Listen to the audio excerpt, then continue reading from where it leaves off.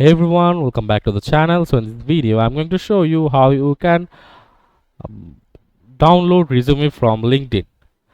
So for that, you have to first open a new browsing tab and log into your LinkedIn account from your desktop. And if you're using a mobile app, then you can just simply open your mobile app, the LinkedIn, and then you can just access your profile and then locate the resources button. As you can see from here, you just have to simply click on the resources button, and after clicking on the resources button, there will be three options here: send profile, in a message, save to PDF about this profile.